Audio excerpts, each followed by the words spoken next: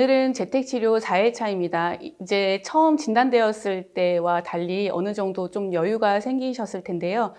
오늘은 격리 해제와 일상 회복에 대해서 이야기 나눠보도록 하겠습니다. 먼저 재택치료 센터장님께 묻겠습니다. 지금 4일차인데 아직도 증상이 남아있다면 어떤 증상이 있을 수 있을까요? 재택치료 4일차를 맞으시는 분들은 아마 지금쯤이면 대부분 격리를 하루 앞두고 계시거나 혹은 오늘 격리 해제일을 맞게 될 가능성이 높습니다. 격리에 다가왔기 때문에 이제 대부분의 증상들은 좋아진 상태이실 건데요.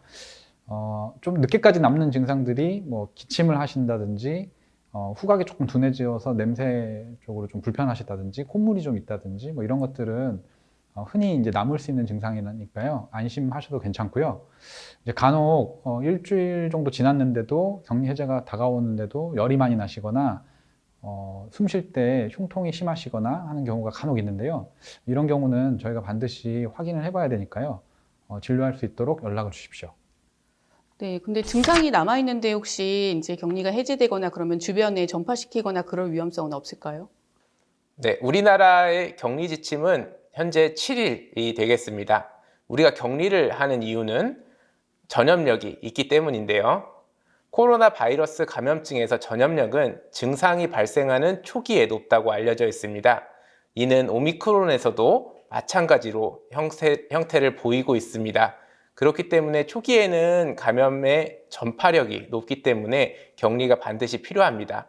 하지만 7일 이후에 살아있는 바이러스, 즉 전염력이 높은 경우는 극히 드물다라고 알려져 있기 때문에 사실 시간이 지나면은 감염력이 떨어지는, 우리가 전파력이 떨어진다라고 볼 수 있어서 격리를 해제할 수가 있겠습니다. 하지만 증상이 일부 남을 수가 있는데요. 일반적인 감기에서도 기침 증상이 한 달 이상 가는 경우도 있습니다.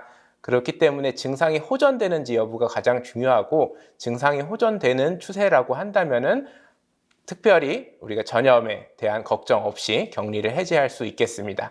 하지만 증상이 악화되는 경우, 아까 실장님 말씀하신 대로 발열이 생기는 경우에는 전염력이 남아있을 수가 있어서 격리 해제 전에 반드시 의료진의 상담이 필요하겠습니다. 네, 혹시 격리 해제가 지연되는 경우도 있나요?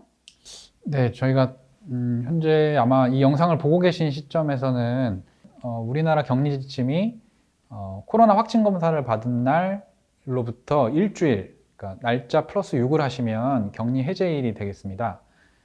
격리 해제일이 되어도 발열이 있으시거나 해열제를 복용하셔야 되는 경우, 그리고 이제 증상 호전이 뚜렷지 않으신 경우에는 저희가 의료진의 판단에 의해서 격리를 연장하고 있습니다.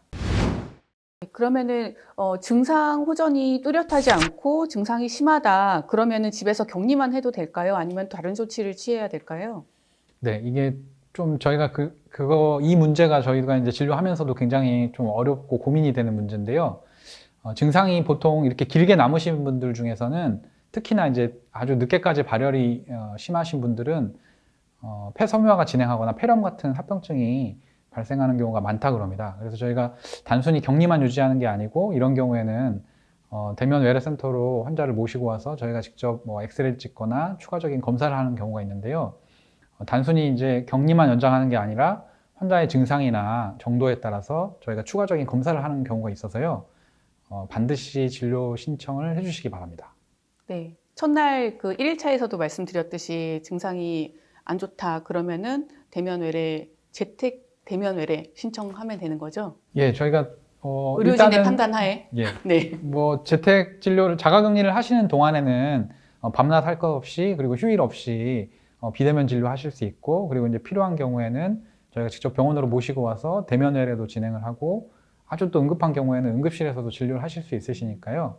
불편하신 게 있거나 걱정되는 일이 있으시면 혼자서 걱정하지 마시고 저희 간호사나 의사들, 의료진에게 빨리 알려주십시오. 네. 그렇다면은 이제 그 격리 마지막 날이 이제 다가오는데 코로나 완치됐는지 궁금합니다. 그래서 격리 해제 전에 코로나 검사를 해야 될지 말아야 될지 여쭤봅니다. 네, 이 부분 궁금해하시는 분들이 꽤 있는데요. 코로나 바이러스를 진단하는 방법은 PCR이라고 알고 계실 겁니다. 이 PCR은 코로나 바이러스가 있는지 없는지를 알려주는 검사가 됩니다. 하지만 전염력이 전혀 없는 사멸한 바이러스도 양성으로 나오게 되어 있습니다. 그렇기 때문에 격리 해제 시점에서 시행한 검사는 사멸한 바이러스 때문에 양성이 나올 수가 있겠는데요. 그렇기 때문에 우리가 완치를 확인하기 위해서 검사를 하는 것은 의미가 없겠습니다. 하지만 이런 PCR 검사 양성이 길게는 한 달에서 2달, 3달 이상 지속되는 경우도 있겠습니다. 그렇기 때문에 다른 의료기관을 방문하거나 검사를 하는 기회가 있을 때는 반드시 의료진에게 감염력에 대한 정보를 제공해 주셔야 혼선이 없겠습니다. 예. 조동호 교수님이 말씀하셨는데 저희가 보통 이제 환자들은 격리 해제를 위해서 PCR 검사를 따로 하고 있지 않지만 음성인 보호자분들 혹은 이제 공동격리된 다른 확진받지 않으신 공동격리자분들은 격리 해제 전에 PCR 검사를 1회 하고 검출이 되지 않았을 때 격리를 해제하는 기준을 갖고 있습니다. 그래서 환자 본인은 검사하지 않고 공동격리된 보호자들은 검사를 한다. 이렇게 알고 계시면 될 것 같습니다. 네, 그러면 격리 해제되면 바로 일상생활로 돌아갈 수 있나요? 바로 출근할 수 있고, 뭐 네, 식사도 할 수 있고, 다른 사람들과 함께. 이게 이제 그래서 저희가 원칙적으로는 증상이 전혀 없으시면 모든 생활에 똑같이 복귀하실 수 있으십니다. 그래서 저희가 뭐 식사도 같이 하실 수 있는데요. 저희가 이제 격리 해제 시점에서 증상이 없으신 분들은 일반적인 보통 이제 일상생활로 똑같이 복귀하시면 되는데요. 아까도 이제 말씀하셨지만 증상이 약간 남아 있으신 분들은 마스크를 벗어야 되는 장소에서는 조금 출입을 자제해 주십사 이렇게 저희가 보통 설명을 드립니다. 그래서 이제 식당 같은 곳은 콧물이나 기침 같은 것들이 완전히 없어진 이후에 출입하시는 게 좋겠습니다.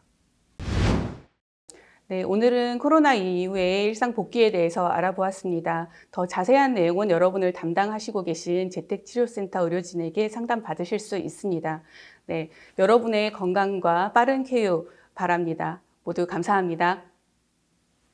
네, 감사합니다. 네. 네.